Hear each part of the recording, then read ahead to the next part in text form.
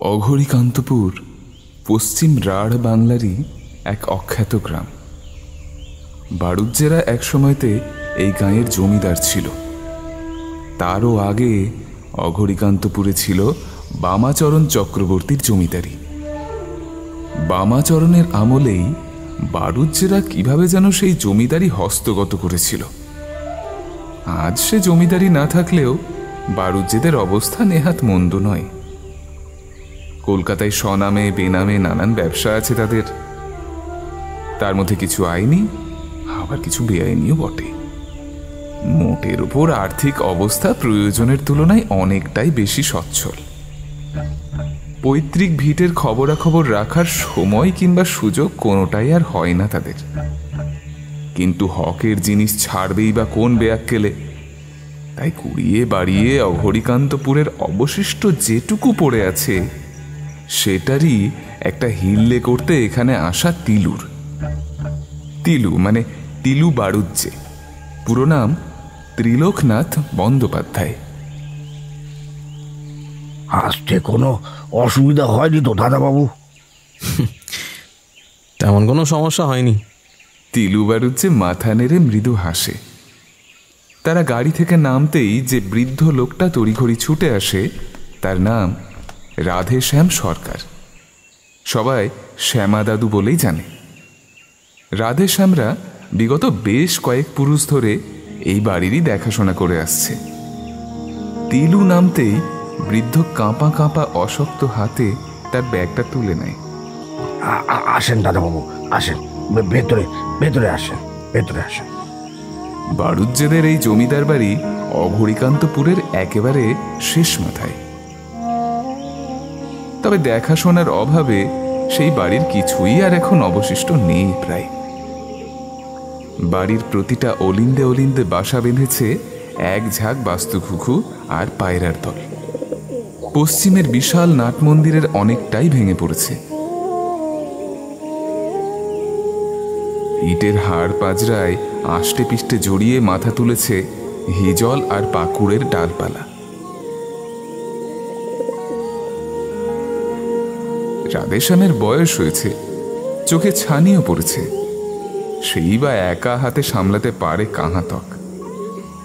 ত্রিলোকনাথ জ্ঞান হওয়া ইস্তক এ বাড়ির ত্রিসীমানায় পা রাখেনি কখনো।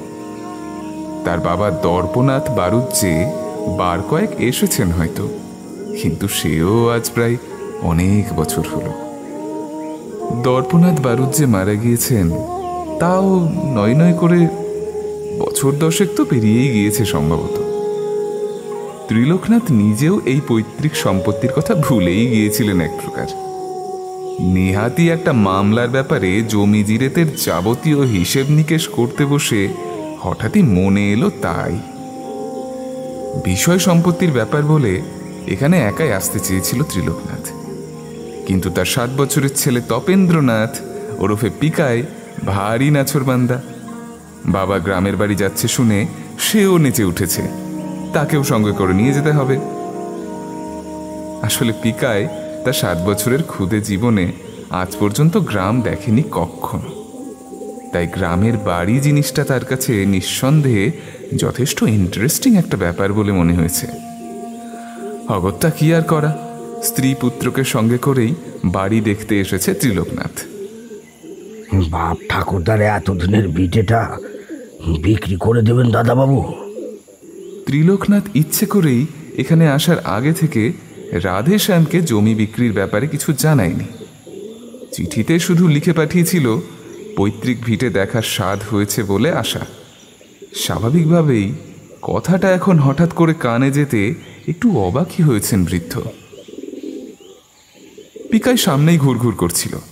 রাধেশ্যামকে এতক্ষণে সে নিজের নতুন দাদু বানিয়ে নিয়েছে। নতুন দাদুর মুখে ভিটে শব্দটা শুনেই বলে, ভিটে কি জিনিস নতুন দাদু? ত্রিলোকনাথ ছেলের দিকে তাকিয়ে হেসে বলে, ভিটে মানে হলো বাড়ি। পিকাই এবারে নিজের বিদ্যে জাহির না করে পারে না। সে চোখ গোল গোল করে বলে, ইউ মিন হাউস, তাই না পাপা? আমি জানি, স্কুলে পড়েছি। হাউস মানে বাড়ি। বাচ্চা ছেলেটার দিকে তাকিয়ে ম্লান হাসেন রাধেশ্যাম। তার মাথায় হাত বুলিয়ে দিয়ে ক্লান্ত একটা দীর্ঘশ্বাস ফেলে বৃদ্ধ বলেন, ভিটে মানে হলো ঘর দাদু ভাই। ইট কাঠ বালি দিয়ে তৈরি ঘর নয় গো, মানুষ দিয়ে তৈরি ঘর। মানুষের রক্ত আর ঘাম দিয়ে তৈরি ঘর। বাচ্চা ছেলেটা তার নতুন দাদুর কথাগুলোর সারমর্ম ঠিক বুঝতে পারে না। সে অবাক চোখে বৃদ্ধের মুখের দিকে তাকিয়ে থাকে চুপচাপ। ত্রিলোকনাথ ব্যবসায়ী মানুষ, তার কাছে এসব পেটি সেন্টিমেন্টের কোনো মূল্য নেই। সে রাধেশ্যামের কথায় মৃদু হাসে, মাথা নেড়ে মাছি তাড়ানোর ভঙ্গিতে বলে, আরে শ্যামা কাকা, কি যে বলো না, কিসের বাপ ঠাকুরদার ভিটে? আমার বাপ দর্পনাথ মানুষ যে তো এই বাড়িতে এসেছেনই মনে হয়, খুব বেশি হলে ওই হাতে গুনে 2-4 বার হবে। আর মানুষ, এখানে মানুষ কোথায় গো? এ বাড়িতে এসে থেকে তো শুধু পায়রা, চামচিকে, ছুঁচো, বেজি, এদেরই সব আস্তানা দেখছি। অবশ্য বাস্তু সাপও থাকতে পারে, কি বলো কাকা? কথাটা বলেই হা করে হেসে উঠে তিলু বারুচ্ছে। রাধেশ্যাম কোনো উত্তর দেয় না। শূন্য দৃষ্টিতে নবাগত মনিবটির দিকে তাকিয়ে থাকেন চুপচাপ। ত্রিলোকনাথ বোঝে বৃদ্ধ সম্ভবত এই বয়সে এসে মাথা গোজার ঠাইটুকু হাতছাড়া হওয়ার আশঙ্কায় দুশ্চিন্তা করছেন। সে বৃদ্ধকে খানিক আশ্বস্ত করার ভঙ্গিতে বলে, তবে তোমার কোনো চিন্তা নেই, আমি এখান থেকে যাওয়ার আগে তোমার জন্য ঠিক একটা না একটা হিল্লে করে দিয়ে যাব, ঠিক আছে? তিলু বারুজ্জের কথায় বৃদ্ধের ঝুলে পড়া অশীতিপর মুখমণ্ডল জুড়ে অস্ফুট একটা মৃদু হাসির আভা খেলে যায়। আমার হিল্লে করার জন্য আপনারে ভাবতে হবে না দাদাবাবু। আমার জন্য আমার রাধা মাধব আছেন। জয় রাধা মাধব। কথাটা বলেই অদৃশ্য কারোর উদ্দেশ্যে করজোরে কপালে হাত ছুঁইয়ে প্রণাম জানান বৃদ্ধ। কথা বলতে বলতে মানদা, মানে এবাড়ির কাজের ঠিকে ঝি, এসে জলখাবার দিয়ে গেছিল। ত্রিলোকনাথ দেখে আয়োজনের কোনো ত্রুটি নেই কোথাও। খাঁটি কাওয়া ঘিয়ে ভাজা গরম গরম লুচি, সাদা আলুর তরকারি, খানচারেক রসগোল্লা, গোটাগত পান্তুয়া, কড়া পাকের সন্দেশ, আর ছোট্ট একটা বাটিতে অল্প একটু পায়েস। সেখানে তাকিয়ে ত্রিলোকনাথের স্ত্রী মনোরমা আঁতকে ওঠে প্রায়। করেছেন কি কাকাবাবু? এই এত খাবার কে খাবে? বৃদ্ধ আগের মতোই স্মিত হাসেন, আবার মাথা নেড়ে বলেন, এত কোথায় বৌদিমণি, এই যত সামান্য আয়োজন করতে পেরেছি মাত্র, এইটুকু খেয়ে নি, দয়া করে না বলবেন না। ত্রিলোকনাথ আর কথা বাড়ায় না, হাত মুখ ধুয়ে জলখাবারে হাত লাগায় সে। রাধেশ্যাম তাদের খেতে বলে আপন মনে বিড়বিড় করতে করতে সম্ভবত দুপুরের খাবার আয়োজন করতেই বাড়ির ভেতর দিকে চলে যান। ত্রিলোকনাথরা খাবার টেবিলে বসেও দূর থেকে তার ভেসে আসা কণ্ঠস্বর শুনতে পায়, রাধা মাধব, রাধা মাধব, পার করে দাও দয়াময়, পার করে দাও।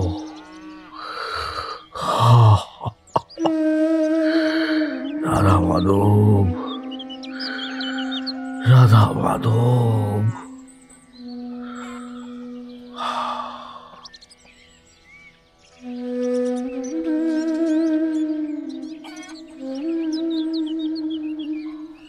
তিলু বারুজ্জেরা এখানে আসার পর গোটা একটা দিন পেরিয়ে গিয়েছে। এ বাড়িতে ইলেকট্রিসিটি নেই, তাই বর্ষার সময় হওয়ায় একটা বেশ ঠান্ডা ঠান্ডা আমেজ আছে বাতাসে। তাই সেই নিয়ে কোনো বিশেষ কিছু অসুবিধে হয়নি তাদের। তবে এখানে এসে থেকে কলকাতার তুলনায় খাওয়া দাওয়াটা একটু বেশিই হয়ে যাচ্ছে। ত্রিলোকনাথ তাই ঠিক করেছে আজ দুপুরে খাওয়ার পরে একটু হাঁটতে বেরোবে। শোনো, একটু কথা ছিল। বলছি, বুড়ো বয়সে এসে মানুষটাকে ঠাই নাড়া না করলেই নয়। কটা দিন পরেই না হয় বিক্রি করতে বাড়িটা। অন্তত উনি যতদিন বেঁচে আছেন। যেটা বোঝো না সেই ব্যাপারে কথা বলো না। এই জন্যে তোমাদের নিয়ে এখানে আসতে চাইনি আমি। নিহাত ছেলেটা বায়না ধরলো তাই। কথাটা বলে একটু থামে তিলু, তারপর আশপাশটা ভালো করে দেখে নিয়ে গলার স্বর খাদে নামিয়ে বলে, সেগুলো কবে ঘাটে উঠবে না উঠবে তার ঠিক নেই, তার ভরসায় আমি কি হতে দিয়ে পড়ে থাকবো নাকি এখানে? তাছাড়া ওকে তো আর খালি হাতে এখান থেকে বিদায় করছি না। মালকড়ি যা দেবো তা দিয়ে ওর বাকি জীবনটা হেসে খেলে চলে যাবে। আরে এত টাকা ওর 14 পুরুষ পর্যন্ত কখনো দেখেছে? হ্যাঁ, আখেরে লাভটা ওরই হবে। আর শোনো, এসব ছোট লোকেদের লাই দিয়ে বেশি মাথায় তুলো না, বুঝেছ? ছেলেকেও বলে দিয়ে ওর পেছন পেছন অত ঘুর ঘুর না করতে। মনোরমা আর কিছু বলে না। ত্রিলোকনাথ খেয়াল করে না একজোড়া চোখ দূরে থামের আড়াল থেকে সরে যায় আচমকা। সে চোখে কিসের এক অদ্ভুত ছায়া মিশেছিল যেন। ও ছায়া কিসের? ঘৃণা, করুণা, নাকি নিছক বিদ্রূপের? দুপুরের খাওয়া দাওয়া সেরে মনোরমা ছেলেকে নিয়ে ঘুম পাড়াতে গেছে। এই সুযোগে গ্রামটা একটু ঘুরে দেখতে বেরিয়েছিল ত্রিলোকনাথ। আকাশ মেঘলা, যে কোনো সময় বৃষ্টি নামতে পারে। দুপুর গড়িয়ে এখন বিকেল হতে চলল প্রায়। অগরিকান্তপুর গ্রাম হিসেবে খুব বড় না হলেও হেঁটে হেঁটে ঘুরে দেখার পক্ষে নেহাত ছোটও নয়। গাছের ডালপালার ফাঁক ফোকর দিয়ে ঝিরঝির করে হাওয়া দিচ্ছে। বট, অশ্বত্থ আর হিজল পাকুড়ের ছায়ায় ঘিরে আছে দুপাশ। মাঝখান দিয়ে সরু একটা পায়ে চলা রাস্তা চলে গিয়েছে। সেটা ধরেই আনমনে সামনের দিকে হাঁটছিল তিলু। বড় বাড়ির বাড়ির কেউ হও নাকি? হঠাৎ পেছন থেকে ভেসে আসা ডাকটায় থমকে দাঁড়ায় সে। একটা লোক, বয়স আন্দাজ রাধেশ্যাম সরকারের চেয়ে কিছু বেশি হবে হয়তো। এও এক অশীতিপর বৃদ্ধ। বয়সের ভারে মুখের চামড়া ঝুলে পড়েছে প্রায়। পিছুটি পড়া কুতকুতে চোখ দুটো মেলে তিলুর দিকেই তাকিয়ে আছে লোকটা। ত্রিলোকনাথ মাথা নেড়ে বলে, আগে হ্যাঁ, আমার নাম ত্রিলোকনাথ বন্দ্যোপাধ্যায়। আমি জমিদার অমরেন্দ্রনাথ বন্দ্যোপাধ্যায়ের নাতির ঘরের নাতি। তুমি বুঝি দপার ছেলে? তিলু মৃদু হেসে সম্মতি জানায়। লোকটা এতক্ষণে ওর পাশেই হাঁটতে শুরু করেছে। একটু অস্বস্তি হলেও তিলু কিছু বলে না। হাজার হোক, গ্রামের রাস্তা তো তার নিজের কেনা প্রপার্টি নয় যে অন্য কেউ হাঁটতে পারবে না। এত বছর পরে এখানে আবার ভিড়ে এলে যে? লোকটা তো দেখছি বড্ড বেশি গায়ে পড়া, তার উপরে অন্যের ব্যক্তিগত ব্যাপারে কৌতূহল মারাত্মক। কে জানে বাবা, গায়েগঞ্জের লোকগুলো একটু এমনই হয় হয়তো। মনে মনে বিরক্ত হলেও মুখে কিছু বলে না ত্রিলোকনাথ। কাষ্ঠ হেসে উত্তর দেয়, ওই বাপ ঠাকুরদার বাড়ি তো, তাই ছেলেকে সঙ্গে করে দেখাতে নিয়ে এলাম একবার। লোকটা খুব খুব শব্দ করে কাশে। তারপর কাশির দমক থামাতে একটু সামলে নিয়ে বলে,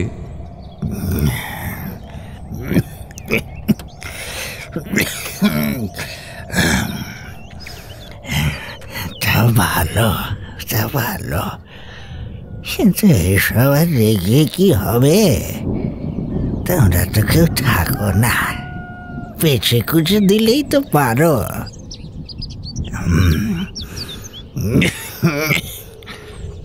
তিলু বোঝে লোকটা মহা ধুরন্ধর। জমিদার বাড়ির বিক্রির খবরটা কোনোভাবে তার কানে গিয়েছে হয়তো, তাই সেটাই এখন নিজের কানে শুনে যাচাই করতে চাইছে নির্ঘাত। তিলু পাশ কাটানোর জন্য বলে, আচ্ছা ভেবে দেখব। লোকটা কিন্তু তাতেও পিছু ছাড়ে না। এবারে স্পষ্টতই বেশ বিরক্ত লাগে তিলুর। বাবা ভাবির তো কিছু নেই, পুরনো ভাঙাচোরা ইটের আদর।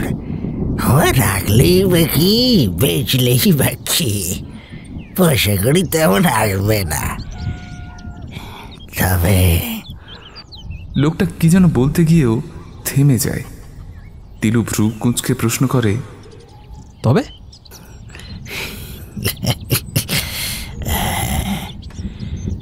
লোকটা হাসে, কেমন যেন অদ্ভুত বাঁকা একটা হাসি। তিলুর মনের মধ্যে জমে থাকা বিরক্তিটা আরো কয়েক গুণ বেড়ে যায়। এবার সে একটু তিক্ত স্বরেই বলে, কি বলছিলেন বলুন, না হলে আমার কাজ আছে, একটু দেরি হয়ে যাচ্ছে, যেতে হবে এবার। তিলুর কথায় লোকটার ঠোঁটের কোণে লেগে থাকা হাসিটা যেন আরো খানিকটা চওড়া হয়। মাথা নেড়ে বৃদ্ধ বলে, বটেই তো নিশ্চয়ই যাবে। কাজকর্মে দেরি করাটা মোটেও ভালো কথা নয়। তবে ও বাড়ি বিক্রির আগে নিচতলার তোষাখানার ঘর থেকে বামাচরণ চক্রবর্তীর রূপোর গড়গড়াখানা সরাতে ভুলো না কিন্তু। হ্যাঁ, ও জিনিস সবাই পায় না। লোকটার কথায় তিলুর কপালে ভাঁজ ফুটে ওঠে। সে অবাক গলায় জিজ্ঞাসা করে, বামাচরণ চক্রবর্তীর গড়গড়া, সেটা আবার কি জিনিস? সেটা না হয় তোমাদের ওই রাধেশ্যামকেই জিজ্ঞেস করো বাবা।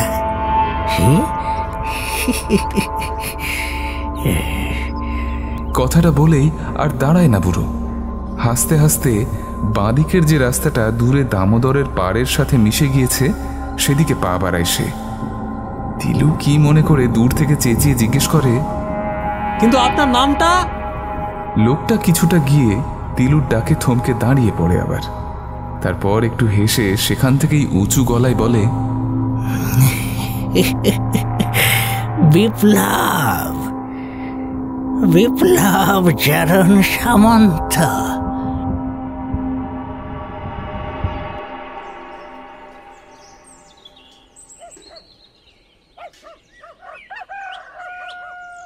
আচ্ছা শ্যামা কাকা, বলছিলাম বামাচরণ চক্রবর্তী তো আমাদের মানে এই ব্যানার্জি পরিবার জমিদারি পাওয়ার আগে এখানকার জমিদার ছিলেন, তাই না? বিকেলে দেখা সেই বুড়ো লোকটার কথা কেন জানি না কিছুতেই মাথা থেকে তাড়াতে পারছিল না তিলু।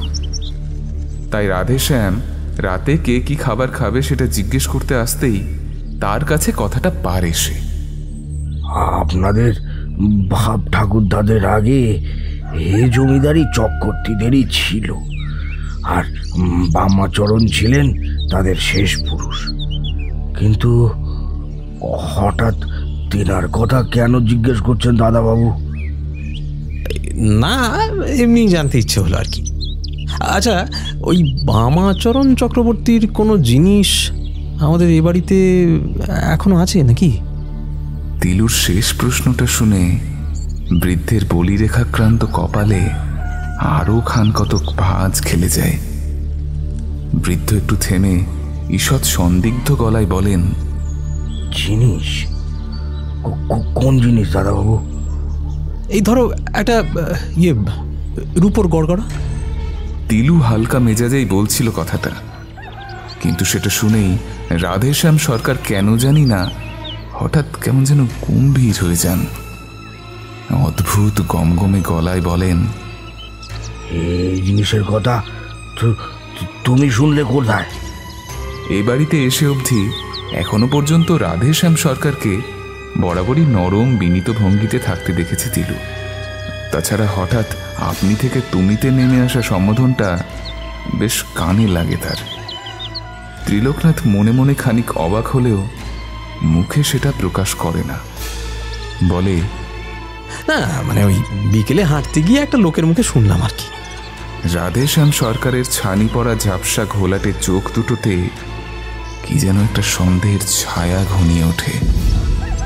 আগের মতোই গম্ভীর গলায় বৃদ্ধ জিজ্ঞেস করেন, লোক? কোন লোক? কি যেন নাম বলল? হ্যাঁ হ্যাঁ হ্যাঁ, মনে পড়েছে। বিপ্লব চরণ সামন্ত। হ্যাঁ, লোকটা বলল এই এবারই তোষাখানায় নাকি ওই বামাচরণ চক্রবর্তীর কোনো একটা রূপোর গড়গড়া নাকি একটা যেন রয়ে গেছে, মানে ওই জিনিস নাকি পাওয়া যায় না। আরও কি সব হাবিজাবি সব বলছিল, সব কিছু আমার মনে হয়নি। বিপ্লব সামন্তের নামটা শুনেই রাধেশ্যামের চোখ দুটো হঠাৎ এক মুহূর্তের জন্য দপ করে একবার জ্বলে ওঠে। কয়েক মুহূর্ত স্থির হয়ে চুপচাপ দাঁড়িয়ে থাকেন বৃদ্ধ। তারপর কাটা কাটা গলায় বলেন, ওর কথায় কান দেবেন না দাদাবাবু। সবার সর্বনাশ না করা অবধি ওর শান্তি হয় না। ও ওত পেতে থাকে, তারপর একটু একটু করে আস্তে আস্তে হঠাৎ করে ঝাঁপিয়ে পড়ে একদিন, ভেঙে চুরে খান খান করে দেয় সব কিছু ছাড়খাড় না করা অবধি ও যায় না দাদাবাবু। ওই বিপ্লব যায় না দাদাবাবু, ও যায় না। ওর কথায় কান দেবেন না, কান দেবেন না, ওর কথায় কান দেবেন না।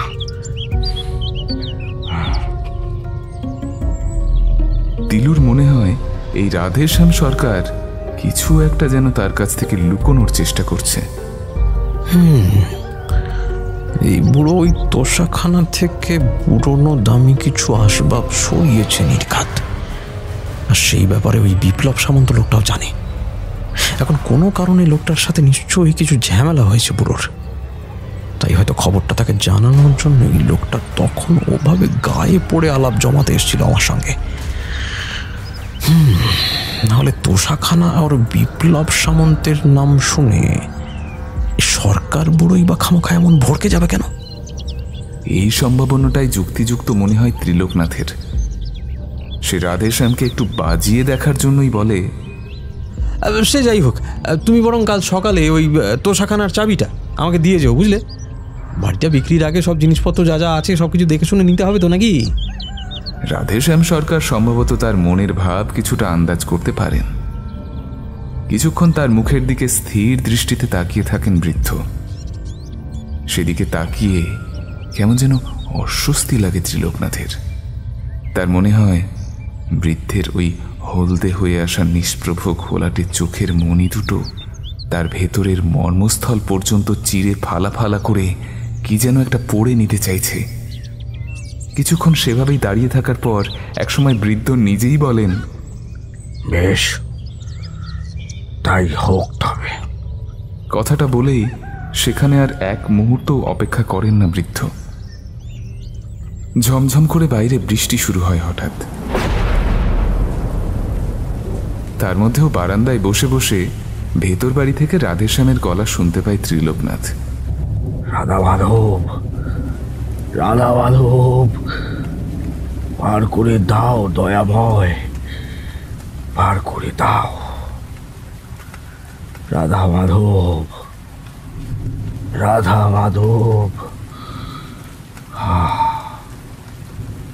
ভোরের আলো এখনো ঠিক করে ফোটেনি সম্ভবত। পিকায় মায়ের কোল ঘেঁষে অঘরে ঘুমোচ্ছে। মনোরমাও ঘুমিয়ে একেবারে কাদা। কাল বেশ অনেক রাত অবধি মনোরমা অনেক চেষ্টা চরিত্তির করেও ঘুম পাড়াতে পারেনি ছেলেকে। সে বায়না ধরেছে নতুন দাদুর কাছে গল্প না শুনে সে নাকি ঘুমোবে না। শেষ অবধি রাধেশ্যামের কাছে গল্প শুনে এসে তবেই ঘুমিয়েছে সে। বাড়ির কাজের লোকেদের নিয়ে এমন আদিক্ষেতা মোটেই ভালো লাগে না ত্রিলোকনাথের। নেহাত ছেলে তার বড় আদরের, তাই বকাঝোকা সেভাবে করা হয় না কখনো। তবে এ নিয়ে মনোরমাকে দুকথা শোনাতে ছাড়েনি সে। হঠাৎ দরজায় একটা মৃদু ঠক ঠক শব্দে ঘুমটা ভেঙে যায় ত্রিলোকনাথের। ছেলের ঘুমন্ত মুখের দিকে তাকিয়ে একটু বিরক্তই হয় সে।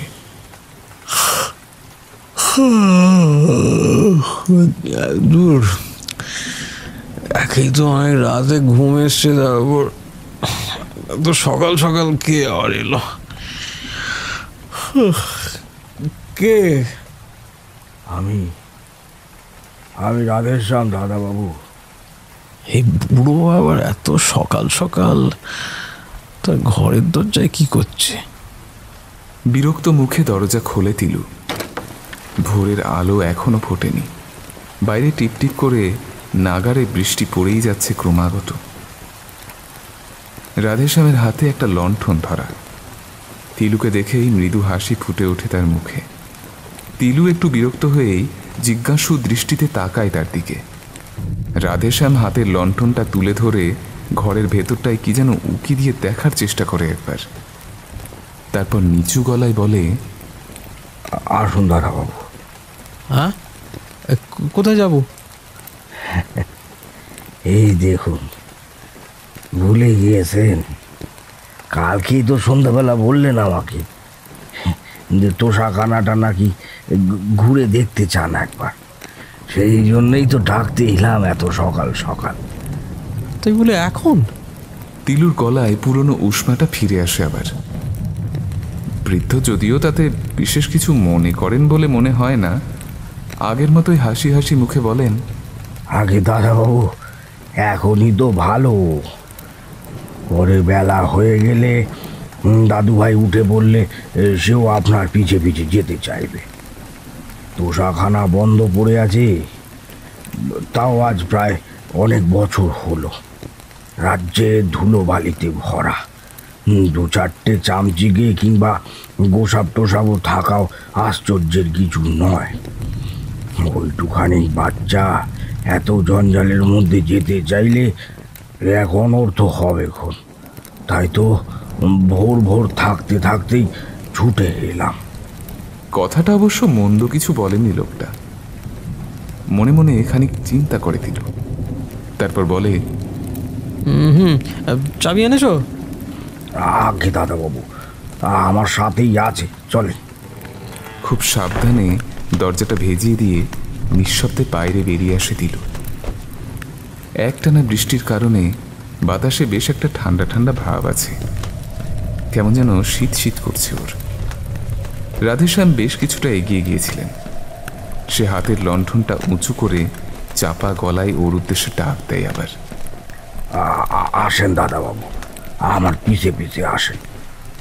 এ বাড়ির তোষাখানাটা একতলার একেবারে পশ্চিম দিকে। ঘরটার অবস্থা দেখে বেশ বোঝা যায় অনেক কাল ধরেই এই ঘরে কোনো মানুষের পা পড়েনি। ঘরে ঢুকেই নাকে হাত চাপা দেয় তিলু। ঘরের বন্ধ ভ্যাবসা গুমোট বাতাসে গা গুলিয়ে ওঠে তার। লণ্ঠনের ম্লান হলদে আলোয় ঘরটা ভালো করে দেখার চেষ্টা করে সে। আয়তনে বেশ বড়ই ছিল তোষাখানাটা, তবে দেখাশোনার অভাবে সবটাই এখন ধ্বংসস্তূপের আকার নিয়েছে প্রায়। জায়গায় জায়গায় দেয়ালের চুন বালির আস্তরণ উঠে গিয়ে ইটের কঙ্কাল বেরিয়ে এসেছে। মেঝেতে ধুলোর আস্তরণ পুরো কালচের মতো জমে আছে প্রায়। ঘরে আসবাব বলতে কিছুই নেই তেমন, শুধু একটা পায়া ভাঙা তক্তপোষ মুখ থুবড়ে উল্টে পড়ে আছে এক কোণে, আর আছে একটা মরচে পড়ে যাওয়া পুরনো লোহার সিন্দুক। সিন্দুকটা আকারে বেশ বড়, সেটার দিকেই এক দৃষ্টে তাকিয়েছিল তিলু। বাহ, গড়গড়াটা দেখাবে না শ্যামা কাকা? প্রশ্নটা যেন হঠাৎ করেই তিলুর মুখ দিয়ে বেরিয়ে আসে। সে নিজেও যেন খানিকটা অবাকই হয়।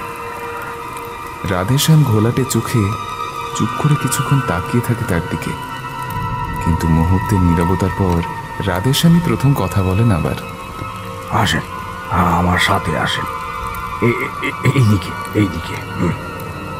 তার কণ্ঠস্বরে কি যেন ছিল। ত্রিলোকনাথ প্রায় যন্ত্রচালিতের মতোই নিঃশব্দে অনুসরণ করে তাকে। পায়ে পায়ে সেই পুরনো সিন্দুকটার সামনে গিয়ে দাঁড়ান বৃদ্ধ, আর তার পেছনেই ত্রিলোকনাথ। সিন্দুকটার গায়ে কোনো তালা লাগানো নেই। লণ্ঠনটা মেঝের উপর নামিয়ে রেখে এক টানে সিন্দুকের ডালাটা খুলে ফেলেন বৃদ্ধ। একটা বিকট ধাতব শব্দ করে খুলে যায় সিন্দুকটা। একটা বহুদিনের চাপা বদ্ধ গুমোট বাতাস এসে ঝাপটা মারে ত্রিলোকনাথের নাকে। সে হাত দিয়ে মুখ আড়াল করে। সিন্দুকের ডালাটা খুলে দিয়েই একপাশে সরে দাঁড়ান রাধেশ্যাম। এতক্ষণে সিন্দুকের ভেতরটাতে চোখ পড়ে ত্রিলোকনাথের।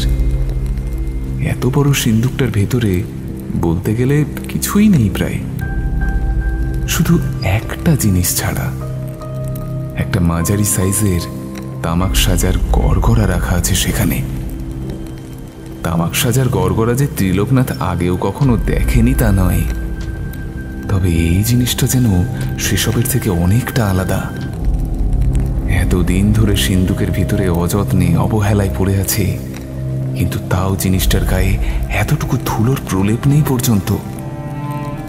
এই অবস্থায় অন্ধকারেও জিনিসটার ঔজ্জ্বল্য চোখ এড়ায় না ত্রিলোকনাথের। সম্ভবত রূপোর গায়ে হাতির দাঁতের কারুকার্য খোদাই করে তৈরি করা। এই ফিকে আলোতেও তার রূপোর শরীরটা অদ্ভুত চকচক করছে যেন। জিনিসটাকে দেখতে দেখতে নিজেকে কেমন যেন মোহগ্রস্তের মতো লাগে ত্রিলোকনাথের। গড়গড়াটাকে আরেকটু কাছ থেকে ছুঁয়ে দেখবে বলে সিন্ধুকের দিকে হাত বাড়ায় সে, কিন্তু পারে না। তার আগেই একটা বলিরেখাক্রান্ত অশক্ত হাত তাকে থামিয়ে দেয়। রাধেশ্যাম সরকার।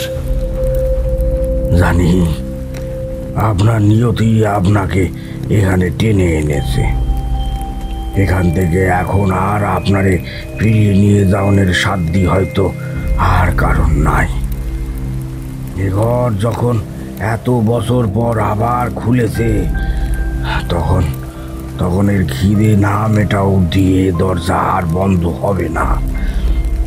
কিন্তু তবুও সাবধান করাটা আমার কর্তব্য, তাই বলছি। ও জিনিস ছোবেন না দাদাবাবু, ও জিনিস অভিশপ্ত। পাপের রক্ত লেগে আছে ওতে, পাপের রক্ত। বৃদ্ধের গলাটা অদ্ভুত শান্ত আর গম্ভীর শোনায়। লণ্ঠনের টিমটিমে হলদে আলোয় কেমন যেন রহস্যময় দেখায় তাকে।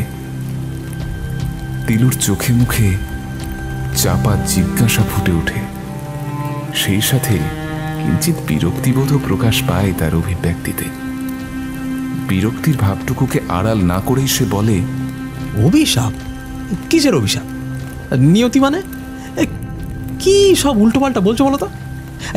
এত ভনিতা না করে যা বলতে চাইছো সেটা একটু খোলসা করে বলবে তো নাকি? মামাচরণ চক্রবর্তীর গড়গড়া দেখতে চাইছিলেন না দাদাবাবু? এটাই সেই মামাচরণ চক্রবর্তীর গড়গড়া, যা সবাই পায় না। এটাই বলছিল না ওই বিপ্লব সামন্ত? হ্যাঁ। বৃদ্ধের শেষ কথাগুলোই কেমন যেন চাপা বিদ্রুপের ইঙ্গিত খেলে যায়। তিলু কোনো উত্তর দেয় না। বৃদ্ধ বলে চলেন, মামাচরণ চক্রবর্তীদের শেষ বংশধর। তারপরেই জমিদারি চলে আসে বারুজ্যেদের হাতে। লোকে বলে এই রূপোর গড়গড়াটা মামাচরণ নাকি কোনো এক উপজাতি কৃষকের কাছ থেকে খাজনা না দেওয়ার মাসুল হিসাবে আদায় করেছিল। মামাচরণের হাতে আসার আগে এই গড়গড়া এক সময় কোনো এক উপজাতি দেবীর পুজোর উপচার হিসেবে ব্যবহৃত হতো।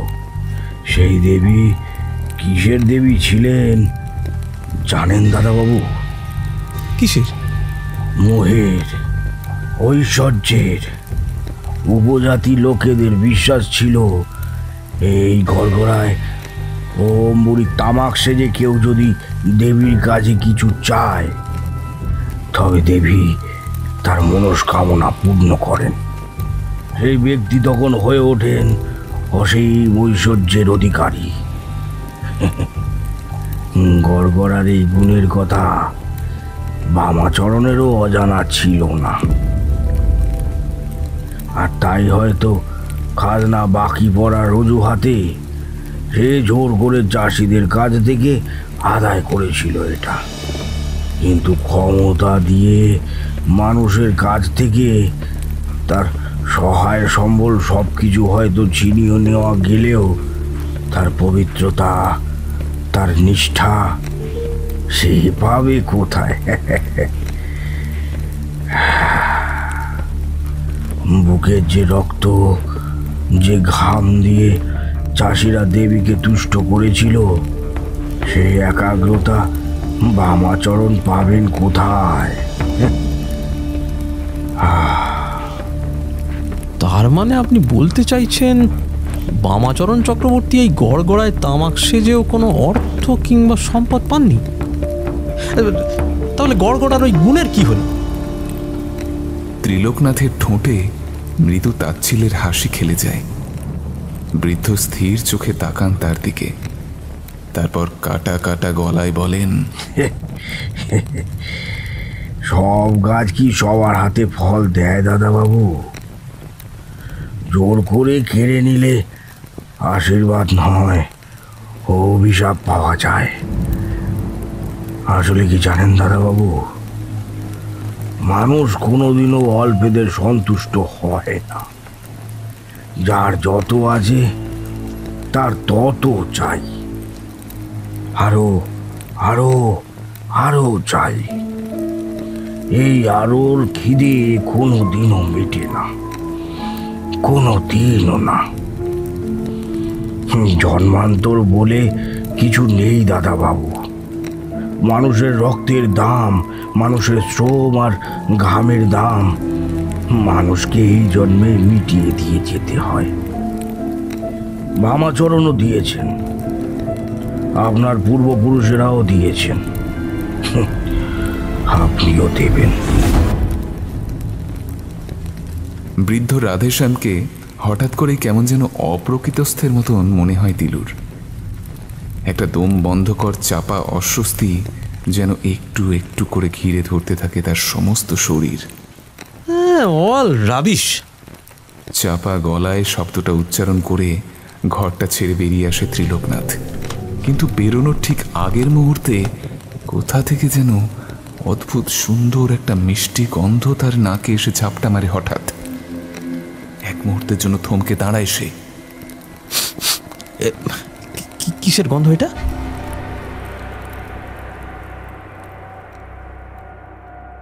ও বাবা, বাবা, ও বাবা, খেলো না আমার সঙ্গে, চলো না, খেলো না।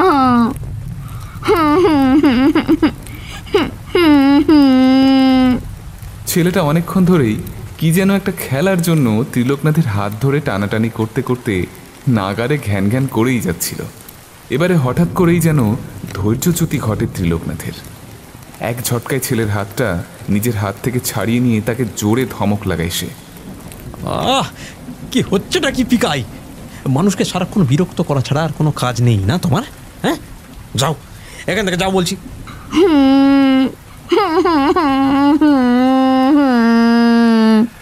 যত যাই হয়ে যাক, ত্রিলোকনাথ সাধারণত ছেলেকে বকাবকি করেন না কখনো। পিকাইও আজ পর্যন্ত বাবার এই রূপ দেখেনি, বরং মায়ের কাছেই একটু আধটু বকাঝকা খেলেও বাবার কাছেই তার যত আবদার। তাই হঠাৎ করে এমন বকুনি খেয়ে সে প্রথমটা একটু হক চকিয়ে যায়।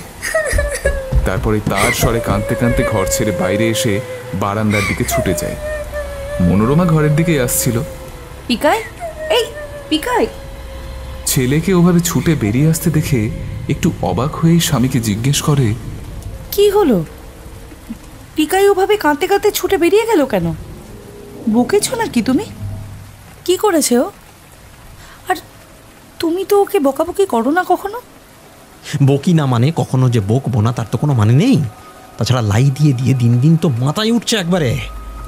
আচ্ছা, তোমার কি হয়েছে বলো তো? সকাল থেকেই দেখছি কেমন যেন অন্যমনস্ক হয়ে আছো। কিছু হয়েছে কি? তিলু কোনো উত্তর দেয় না, মনে মনে নিজেকেই প্রশ্ন করে, সত্যি তো, কি হয়েছে আমার? সকাল থেকে এত অস্থির লাগছে কেন?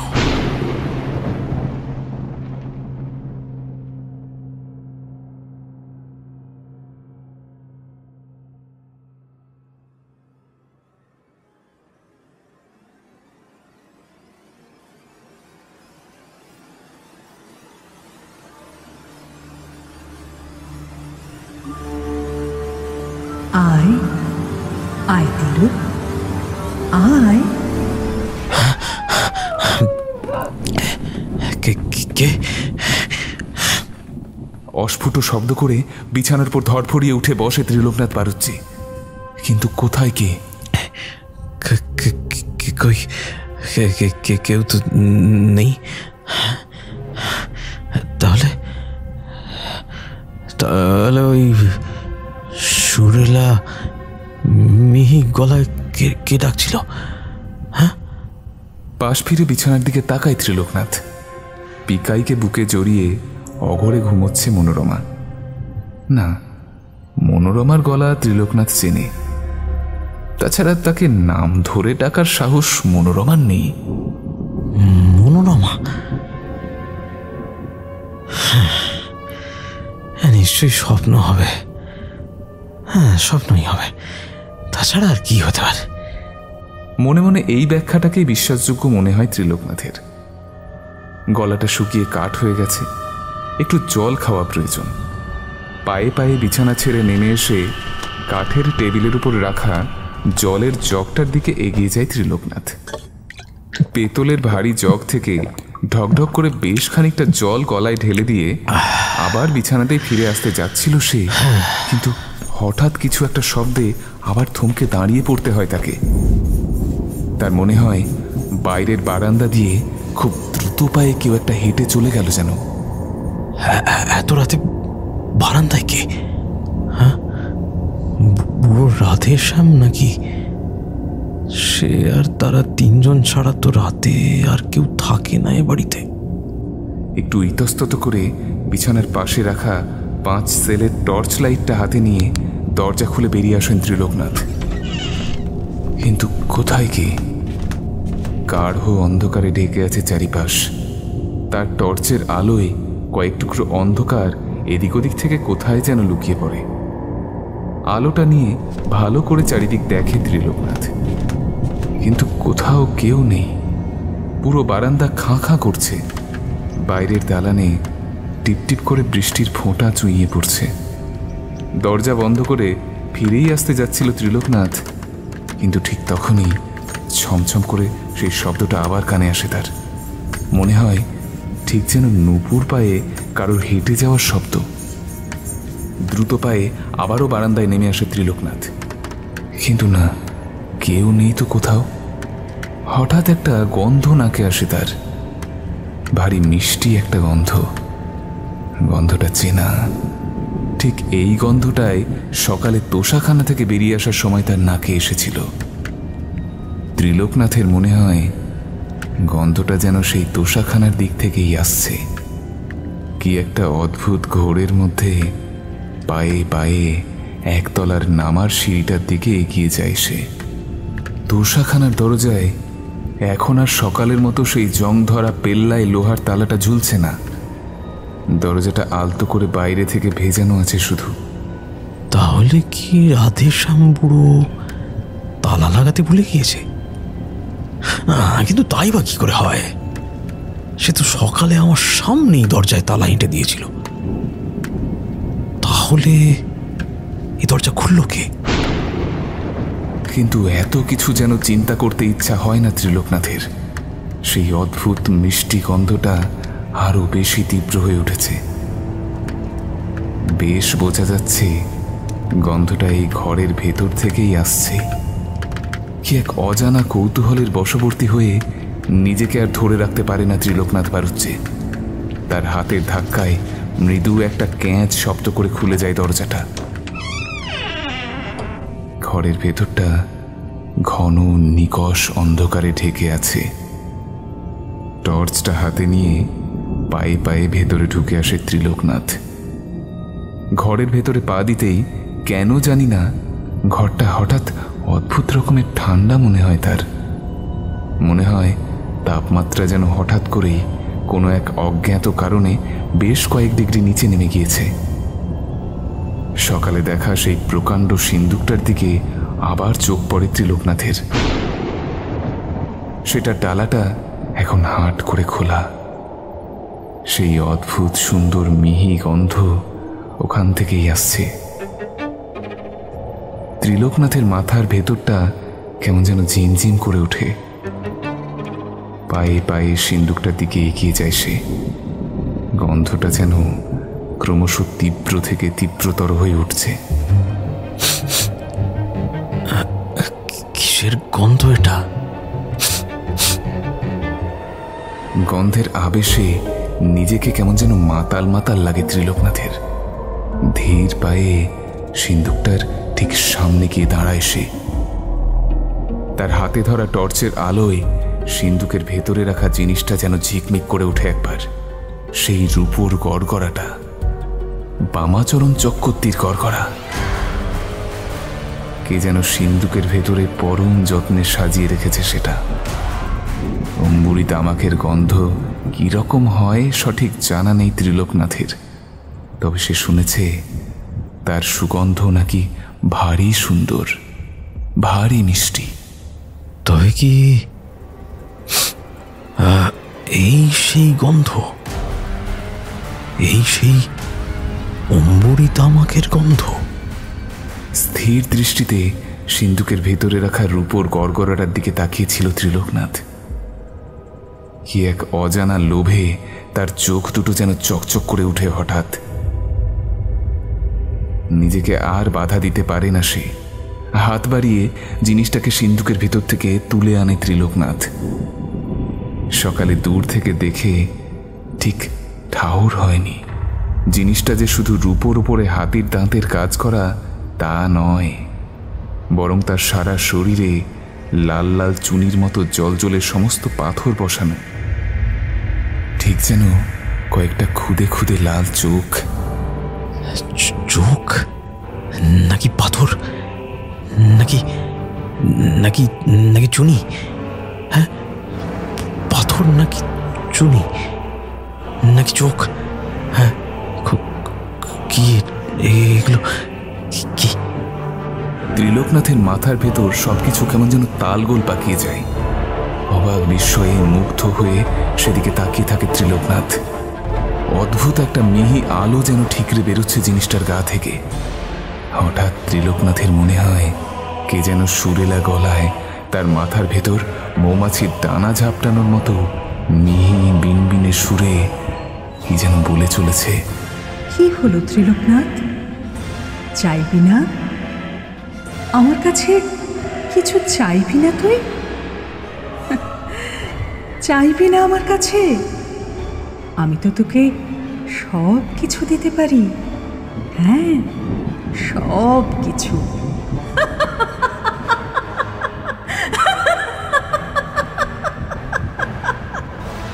ত্রিলোকনাথের ঠোঁটে ধীরে ধীরে কেমন যেন অদ্ভুত এক অচেনা হাসির রেশ ফুটে ওঠে। হ্যাঁ, সব সব সব কিছু, সব কিছু আমার হবে। আমার আমার শুধু শুধু আমার রে, আমার আমার। হ্যাঁ,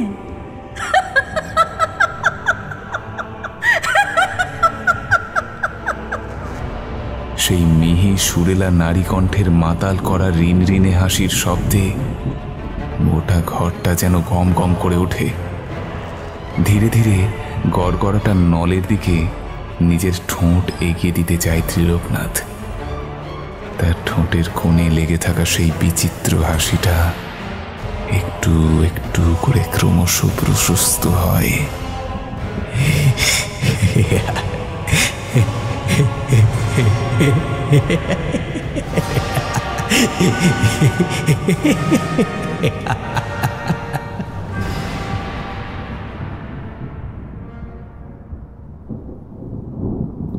সকালে উঠে বিছানায় ত্রিলোককে দেখতে না পেয়ে একটু অবাকই হন মনোরমা। সাধারণত এত সকালে ঘুম থেকে ওঠার অভ্যেস ত্রিলোকনাথের নেই। ঘরের দরজাটাও হাট করে খোলা। একে এত সকাল সকাল কোথায় গেল লোকটা? ছেলেকে বিছানায় রেখেই হাত মুখ ধুয়ে ঘরের বাইরে আসে মনোরমা। বৃষ্টি থেমে গিয়েছে, তবে আকাশের বুক থেকে গুমোট মেঘলা ভাবটা কাটেনি এখনো। ঘন কালো কিউমুলোনিম্বাস মেঘের বিষণ্ণতায় সমস্ত সকালটা যেন আচ্ছন্ন হয়ে আছে। পায়ে পায়ে সিঁড়ি দিয়ে একতলায় নেমে আসে মনোরমা। আর একতলায় নামতেই বারান্দার উপরে হাঁটু মুড়ে বসে থাকা ত্রিলোকনাথের দিকে চোখ যায় তার। বারান্দার এক কোণে একটা বন্ধ দরজায় হেলান দিয়ে হাঁটুতে মুখ গুজে চুপচাপ বসেছিল ত্রিলোকনাথ। এ কি, তুমি এভাবে এখানে বসে আছো কেন? শুনছো? কি গো? তাড়াতাড়ি স্বামীর দিকে এগিয়ে যায় মনোরমা। ত্রিলোকনাথের মধ্যে যদিও বিশেষ কোনো ভাবান্তর ঘটে না, সে আগের মতোই স্থির শূন্য দৃষ্টিতে সামনের দিকে তাকিয়ে থাকে চুপচাপ। কি হয়েছে তোমার? হ্যাঁ, কি হলো? কথার উত্তর দিচ্ছ না কেন? আমি সেই তোমাকে কখন থেকে খুঁজে মরছি, আর তুমি এখানে এভাবে বসে আছো কেন? কি হয়েছে? ধীরে ধীরে স্ত্রীর মুখের দিকে চোখ তুলে তাকায় ত্রিলোকনাথ। এক মুহূর্তের জন্য সেই চোখের দিকে তাকিয়ে শিউরে ওঠে মনোরমা।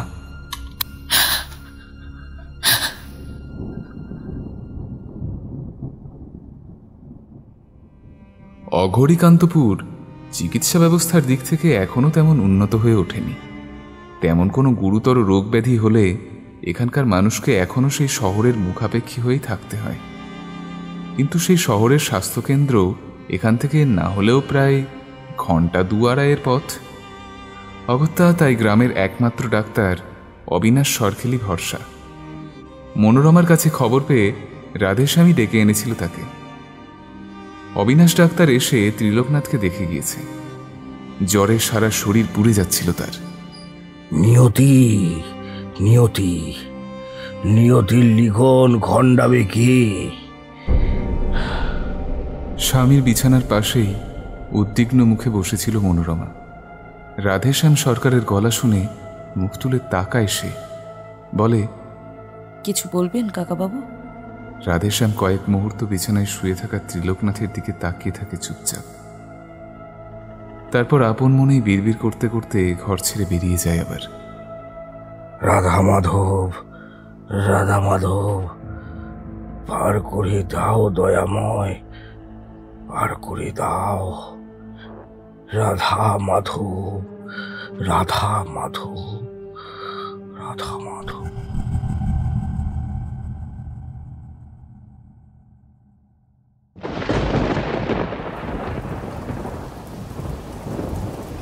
সন্ধে থেকেই এক নাগারে ঝমঝমিয়ে বৃষ্টি শুরু হয়েছে আবার। গুড়গুড় করে মেঘ ডাকছে মাঝে মাঝে। পিকাই যদিও খুব সাহসী ছেলে, কিন্তু এই ঝড় বাদলার দিনে মায়ের কাজ ছাড়া হয়ে শুতে তারও একটু ভয়ই করছে বইকি। বাবার শরীর ভালো নেই বলে মা ওকে ওই ঘরে থাকতে দেয়নি। তাড়াতাড়ি খাইয়ে দাইয়ে ঘুম পাড়িয়ে গেছে এই ছোট ঘরটায়। কিন্তু মা যতই বলুক, ঘুম কি আর অত সহজে আসে? বিছানায় শুয়ে বারবার এপাশ ওপাশ করছিল পিকাই। হঠাৎ বিকট একটা কড়কড় শব্দ করে কাছেই যেন বাজ পড়ল কোথাও। ভয়ে কেঁপে ওঠে পিকাইয়ের ছোট্ট শরীরটা। তৎক্ষণাৎ লাফ দিয়ে বিছানার উপর গুটিসুটি পাকিয়ে বসেও। গায়ের চাদরটাও আরেকটু বেশি করে জড়িয়ে নেয়। একা একা থাকতে ভয় ভয় করছে তার। মাকে ডাকবে কি? মনে মনে চিন্তা করে পিকাই। তারপরে ভাবে, না, মাকে ডাকা যাবে না, না, নয়তো মা আমাকে ভীতু বলবে। আমি কি ভীতু নাকি? মোটেই না, আমি তো মামার ব্রেভ বয়।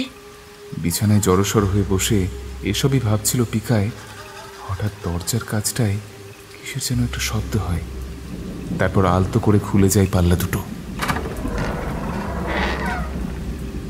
কে কে কে? মামা এলে? মামা এলে নাকি? কোনো উত্তর আসে না। পিকাই আবার ডাকে, মামা, মামা। না, এবারেও কোনো সাড়া পাওয়া যায় না। হঠাৎ করেই কেমন যেন ভয় ভয় লাগে ওর। এবারে আর ভয়ের ভাবটা চাপা রাখতে পারে না সে। ফুঁপিয়ে কেঁদে ওঠে পিকাই, মামা। কিন্তু না, মাম্মা তো নয়। অন্ধকারের মধ্যেও দরজার দিক থেকে এগিয়ে আসা অবয়বটা চিনতে পারেও। পাপা। আপনা থেকে এই শব্দটা বেরিয়ে আসে ওর মুখ থেকে। কিন্তু পাপা অর্থাৎ ত্রিলোকনাথ সেই কথার কোনো উত্তর দেয় না। বরং একটু একটু করে নিঃশব্দে পিকায়ের খাটটার কাছে এগিয়ে আসতে থাকে সে।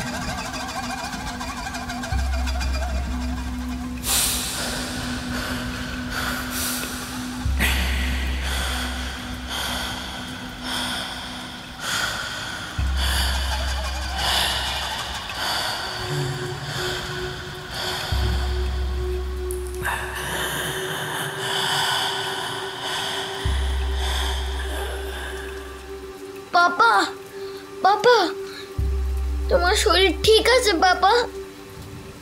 না, এবারেও পাপার কাছ থেকে কোনো উত্তর পায় না পিকাই। বিছানার উপর আরও একটু সরে বসে সে। কেমন যেন অজানা একটা শিরশিরে ভয়ে ওর কচি গলাটা কেঁপে ওঠে একবার। Now you're scaring me, বাবা। আমার খুব ভয় করছে।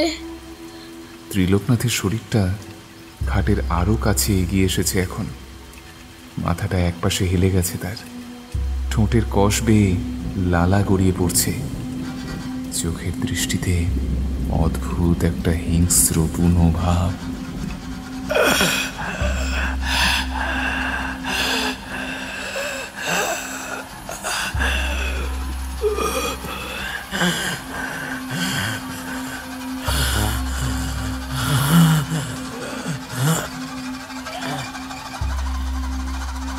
কিন্তু গাঢ় অন্ধকারের জমাট বুনোটে এসবের কিছুই চোখে পড়ে না পিকাইয়ের। ওর ছোট্ট চোখ দুটো ছলছল করে উঠেছে এখন। কান্না মেশানো গলায় পাপাকে আবারও ডাক দেয় সে। পাপা, পাপা। ত্রিলোকনাথ এবারও ছেলের কথার কোনো উত্তর দেয় না। স্থির চোখে সামনের দিকে তাকিয়ে থাকে শুধু। অন্ধকারে পিকাইয়ের ছোট্ট অবয়বটা আবছাভাবে বোঝা যাচ্ছে। তার নিষ্পাপ দুটো চোখ এই ঘন অন্ধকারেও জল জল করে জ্বলছে যেন। স্থির নিষ্পলক দৃষ্টিতে সেদিকেই তাকিয়ে থাকে ত্রিলোকনাথ। ওই চোখ দুটোর সাথে কিসের যেন একটা মিল খুঁজে পায় সে। তার ঠোঁটের কোণে ধীরে ধীরে কেমন যেন অদ্ভুত একটা অচেনা হাসি ফুটে ওঠে।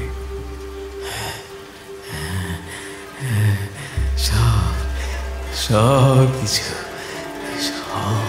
আমার হবে, আমার আমার আমার শুধু আমার।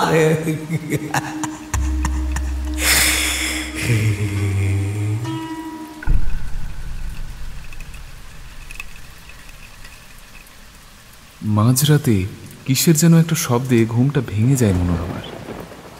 ত্রিলোকের বিছানার পাশে বসে থাকতে থাকতে কখন যে চোখ বুজে এসেছিল নিজেও বুঝতে পারেনি সে।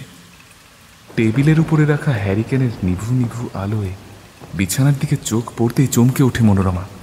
বিছানা ফাঁকা, সেখানে এখন আর কেউ শুয়ে নেই। আশ্চর্য, এই অসুস্থ শরীর নিয়ে কোথায় গেল মানুষটা? টেবিলের উপর থেকে হ্যারিকেনটা তুলে নিয়ে আলু থালু বেশেই তাড়াতাড়ি ঘর ছেড়ে বেরিয়ে আসে মনোরমা। শুনছো? কোথায় তুমি? কোথায় গেলে? কারো কোনো সারা শব্দ পাওয়া যায় না। শুধু ফাঁকা বারান্দার বিরাট বিরাট নীরের থামগুলোতে ধাক্কা খেয়ে ফিরে আসে মনোরমার নিজের কণ্ঠস্বর। অন্ধকারের মধ্যেই সামান্য ইতস্তত করে আর একটু সামনের দিকে এগিয়ে যায় মনোরমা। তারপর কাউকে দেখতে না পেয়ে একটু বিব্রত হয়েই বলে, কোথায় গেল মানুষটা? কাকাবাবু, কাকাবাবু, কাকাবাবু, কাকাবাবু শুনছেন? কিন্তু না, রাধেশ্যামেরও কোনো সারা শব্দ পাওয়া যায় না। হঠাৎ করে খানিকটা অকারণেই শরীরটা কেমন যেন শিরশিরিয়ে ওঠে মনোরমার। ওর মনে হয় যেন এক রাস অনন্ত শূন্যতা নিয়ে গোটা বাড়িটা প্রকাণ্ড একটা হাঁ করে গিলে আসতে চাইছে ওকে। থমকে দাঁড়িয়ে পড়ে মনোরমা। আর ঠিক তখনই কোথা থেকে যেন এক পশলার দমকা ঝোড়ো বাতাস এসে ওর চুলগুলো এলোমেলো করে দিয়ে যায়। ওর হাতে ধরা হ্যারিকেনের টিমটিমে হলদে আলোটা দপদপ করে উঠে একবার। হঠাৎ সামনের দিকে চোখ যায় ওর। দূরে থামের আড়ালে কেউ একটা দাঁড়িয়ে আছে না? ত্রিলোক কি? শুনছো? তুমি নাকি? তুমি শুনছো? কেউ কোনো উত্তর দেয় না। পায়ে পায়ে থামটার দিকে এগিয়ে যায় মনোরমা। পেছন ফিরে থাকলেও স্বামীকে চিনতে কোনো অসুবিধে হয় না তার। হ্যাঁ, ত্রিলোকই তো। স্বামীর কাঁধে আলতো করে একটা হাত ছোঁয়ায় সে। কি গো, সে কখন থেকে ডাকছি তোমাকে, কোনো উত্তর দিচ্ছিলে না কেন এতক্ষণ? আরে এত রাতে তুমি? কিন্তু মনোরমার কথা শেষ হয় না। তার আগেই ধীরে ধীরে পিছনে ফেরে ত্রিলোকনাথ।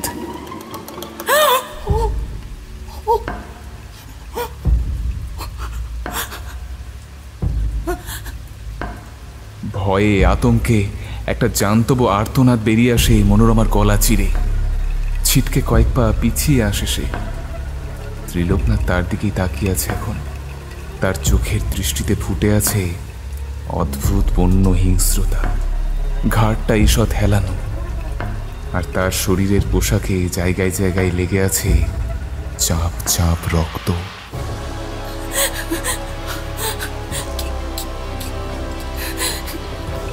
কি হয়েছে তোমার? এত রক্ত কোত্থেকে এলো? কাঁপা কাঁপা গলায় জিজ্ঞেস করে মনোরমা। ত্রিলোকনাথ কোনো উত্তর দেয় না। তার ঠোঁটে অদ্ভুত একটা মিহি হাসি ফুটে ওঠে শুধু।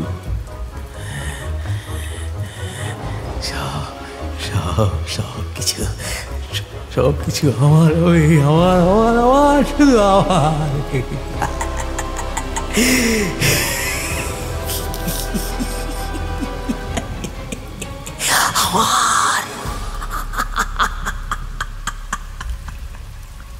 বিশ্রী একটা ফ্যাঁসফেঁসে হাসি হেসে ওঠে ত্রিলোকনাথ।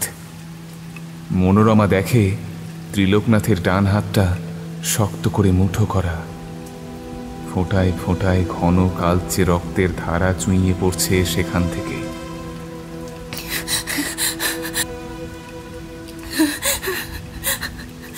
বলো না, কি হয়েছে তোমার? তুমি তুমি তুমি এরকম করছো কেন? আর এত রক্ত কিসের? কি হয়েছে? কি হয়েছে তোমার? শুনশান ফাঁকা বারান্দায় মনোরমার কথাগুলো কেমন যেন হাহাকারের মতো শোনায়। সব কিছু আমার আমার আমার আমার আমার শুধু আমার আমার। দেখবে দেখবে দেখবে, হ্যাঁ দেখবে দেখবে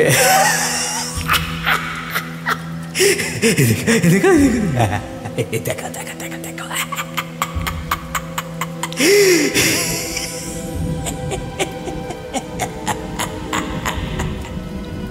বলতে বলতেই বিকট অট্টহাস্যে ফেটে পড়ে নিজের ডান মুঠোর দিকে ইশারা করে ত্রিলোকনাথ। তারপর একটু একটু করে নিজের হাতের মুঠোটা আলগা করে সে। হাত থেকে হ্যারিকেনটা ছিটকে পড়ায় ঠিক আগের মুহূর্তে মনোরমা তাকিয়ে দেখে সেই হাতের মুঠোয় ধরা আছে দুটো উপড়ে নেওয়া চোখ, মানুষের চোখ।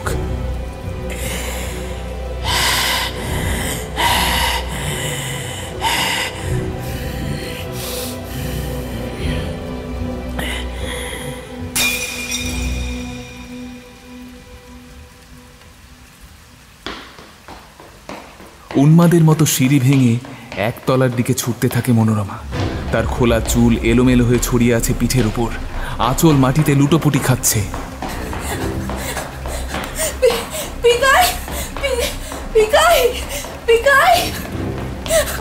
আমার পিকাই, ওকে যেভাবে হোক খুঁজে বার করতে হবে, খুঁজে বার করতে হবে।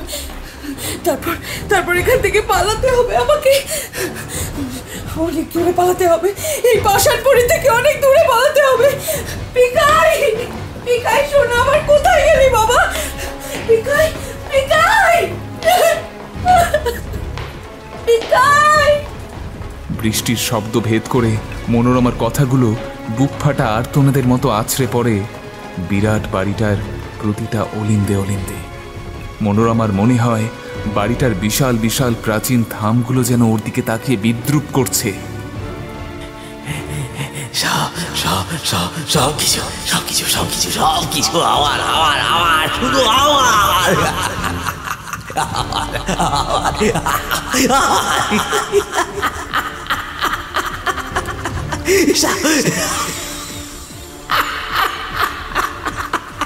সব কিছু আমার আমার আমার শুধু আমার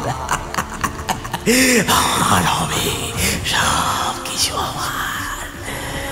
বিশ্রী ফ্যাঁসফেঁসে হাসির শব্দটা এক পশলা ঠান্ডা হিমেল বাতাসের মতো মনোরমার খোলা কাঁধটা স্পর্শ করে যায়। চমকে উঠে দ্রুত সিঁড়ির একপাশে সরে গিয়ে পেছন ফেরে মনোরমা। আর ফিরতেই শিউরে ওঠে সে। এই আবছা অন্ধকারেও পেছনে এসে দাঁড়ানো মানুষটাকে চিনতে একটুও ভুল হয় না তার। ত্রিলোকনাথ। তার গলা থেকে বিশ্রী একটা জান্তব ঘড়ঘড় আওয়াজ আসছে। হাতের মুঠোতে ধারালো একটা কিছু শক্ত করে ধরে আছে সে। কয়েক সেকেন্ড আগেই লক্ষ্যভ্রষ্ট হয়েছে সেটা, কিন্তু এবারে আর হবে না। আরো কাছে এগিয়ে আসে ত্রিলোকনাথ। স্থির চোখে ওর দিকে তাকিয়ে আছে সে। না না, একটু ভুল হলো। মনোরমার দিকে নয়, বরং তার গলার কাছের সোনালি চেনে ঝোলানো গোল্ড পেন্ডেন্টটার দিকে তাকিয়ে আছে ত্রিলোকনাথ। ব্যাপারটা বুঝতে পেরে এক টানে গলা থেকে চেনটা খুলে ফেলার চেষ্টা করে মনোরমা।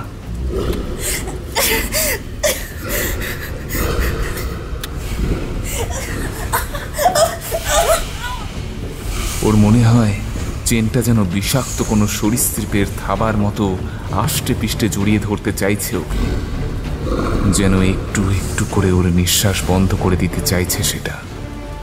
মনোরমার মনে পড়ে যায় সেই চেনটা একদিন ত্রিলোকনাথই উপহার দিয়েছিল তাকে। একটা প্রমোটারির কেসে কয়েক ঘর লোককে কিছুতেই ওঠানো যাচ্ছিল না। শেষমেশ কিভাবে যেন উৎখাত করেছিল তাদের।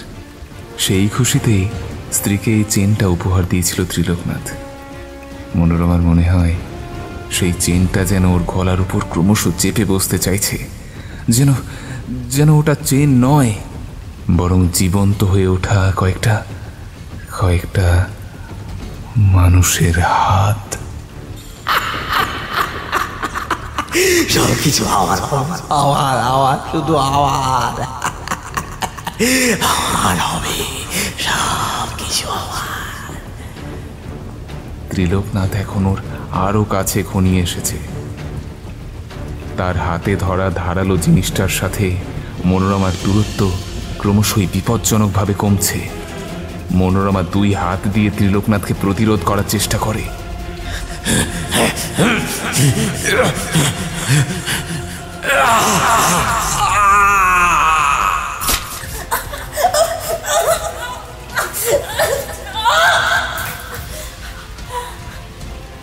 ধস্তাধস্তির টাল সামলাতে পারে না ত্রিলোকনাথ। তার ভারী শরীরটা সিঁড়ি দিয়ে নিচের দিকে গড়িয়ে যায়। তারপর একটা ভোঁতার শব্দ, একটা মোটা পাথরের থামে ধাক্কা খেয়ে শরীরটা স্থির হয়ে যায় ওর। কিন্তু ত্রিলোকনাথের করা আঘাতগুলো পুরোপুরি ব্যর্থ হয়নি। ওর হাতে ধরা সেই ধারালো ছুরির ফলাটা মনোরমার বাম কাঁধে আমূল বিঁধে আছে এখন। সেখান থেকে রক্ত গড়িয়ে পড়ছে ক্রমাগত, ভিজে যাচ্ছে ওর হলদে শাড়ির আঁচল। মনোরমার দেহটা একটু একটু করে নেতিয়ে পড়ে।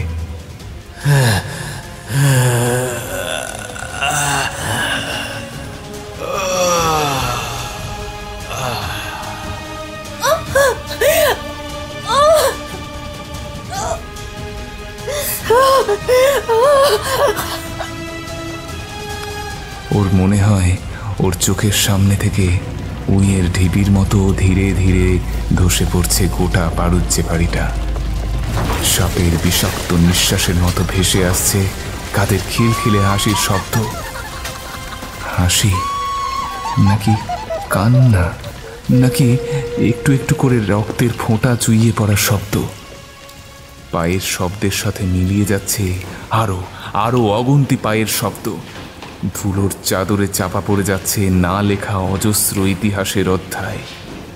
মুছে যাওয়া পায়ের চিহ্নের পথ ধরে ও কারা এগিয়ে আসছে। আবার দূরে কোথা থেকে যেন কাঁসার ঘণ্টার আওয়াজ ভেসে আসছে ভারী মিষ্টি একটা গন্ধ। রাধা মাধব, রাধা মাধব, বার করে দাও দয়াময়, বার করে দাও। রাধা মাধব, রাধা মাধব।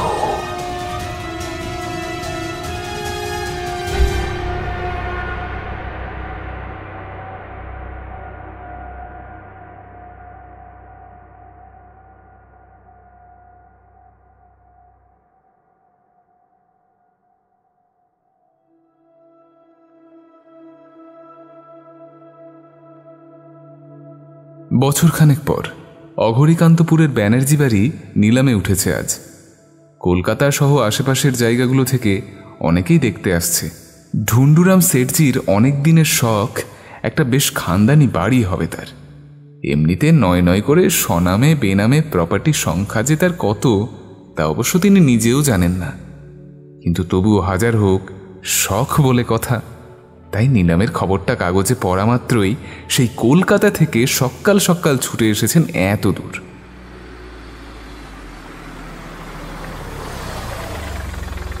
শেঠজি গাড়ি থেকে নামতে নামতেই একজন অশীতিপর বৃদ্ধ শশব্যস্ত হয়ে এগিয়ে আসেন। আসতে কোনো অসুবিধা হয়নি তো সাহেব? হ্যাঁ, না না। শেঠজি মাথা নেড়ে হেসে মৃদু না বলতেই ওকে বাড়ির ভেতর নিয়ে যাওয়ার জন্য এগিয়ে আসেন বৃদ্ধ।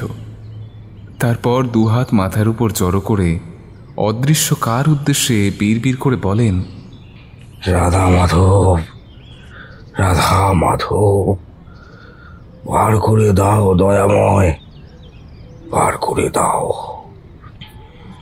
রাধা মাধব, রাধা মাধব। কিন্তু বৃদ্ধের মুখের কথা শেষ হতে পারে না। তার আগেই অদ্ভুত একটা ব্যাপার ঘটে যায়। একটা শতছিন্ন হলদে ময়লা কাপড় পরা পাগলি কোথা থেকে যেন ছুটে আসে হঠাৎ। মিছে কথা, মিছে কথা, মিছে কথা। রাধা মাধব কাউকে পার করেন না, কাউকে না। যার যার যার বোঝা তারই বইতে হয়, তারই বইতে হয়, বইতে হয়। কেউ কেউ কাউকে পার করে না, কাউকে পার করে না, কাউকে পার করেন না তিনি, কাউকে পার করেন না। মিছে কথা, মিছে কথা, মিছে কথা, মিছে কথা, মিছে কথা, মিছে কথা।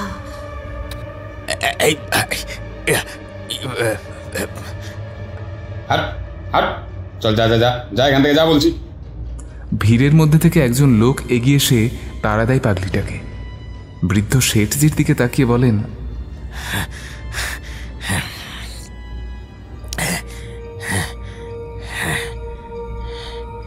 ও, আপনি কিছু মনে করবেন না সাহেব, এই অভাগীর মাথায় একটু সমস্যা আছে। শেঠজি আর কিছু না বলে বৃদ্ধের সাথে ভেতর বাড়ির দিকে পা বাড়ান। পাগলিটা কিন্তু তবুও যায় না। খিলখিল করে হাসতে হাসতে রাস্তার এক পাশের ঠাঁই দাঁড়িয়ে থাকে সে। তারপর একসময় হাঁটা লাগায় সামনের রাস্তার দিকে। দূরে পশ্চিম আকাশের কোনো এক কোণে একটু একটু করে কালচে একটা মেঘের ফনা যেন জেগে উঠতে চাইছে ক্রমশ। যে কোনো সময় বৃষ্টি নামতে পারে। শোঁ শোঁ করে ঠান্ডা হাওয়া দিতে শুরু করেছে।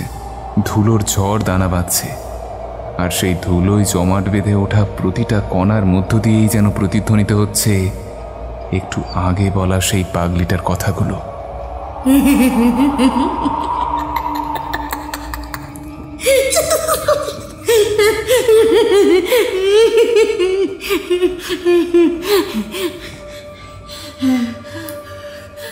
মিছে কথা, মিছে কথা, মিছে কথা।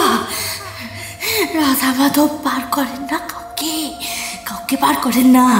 যার যার যার বোঝা তারই বইতে হয়, তারই বইতে হয়। কাউকে পার করেন না তিনি, কাউকে না, কাউকে না। মিছে কথা, মিছে কথা, মিছে কথা, মিছে কথা, মিছে কথা, মিছে কথা।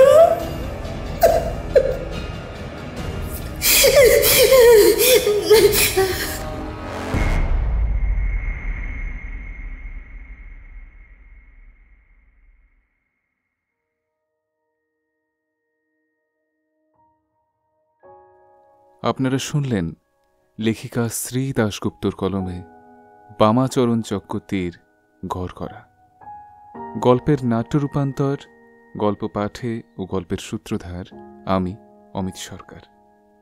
এছাড়া বিভিন্ন গুরুত্বপূর্ণ চরিত্রে কণ্ঠ দিয়েছেন কৌশিক ব্যানার্জি, পূজা রায়, শুভদীপ ঘোষ, তমাল মুখার্জি, দেবাদ্রিতা রায়, সমরিক ঘোষ ও সুজল ঘোষ। ধ্বনি সম্পাদনায় ছিলেন রিম্পা ঘোষ, আবহ সম্পাদনায় সায়ন দত্ত, প্রচ্ছদ অলঙ্করণে সৌমদীপ গুঁই, সামগ্রিক পরিচালনা এবং পরিবেশনায় টিম লোককথা। তাহলে কেমন লাগলো আমাদের আজকের গল্প? কমেন্ট করে অবশ্যই আমাদের জানান। আর আমাদের চ্যানেলে নতুন হয়ে থাকলে চ্যানেলটি প্লিজ সাবস্ক্রাইব করে নেবেন। আর শুনতে থাকুন লোককথা, মুহূর্তের অনুভূতিগুলো যেখানে গল্প হয়ে ফুটে ওঠে।